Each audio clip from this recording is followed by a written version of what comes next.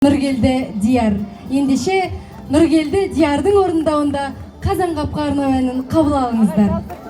Келіп тамашалағандарыңызға көп-көп рахмет. Келесі кездескенше күніңіз жақсы болсын, ардақты ағайын.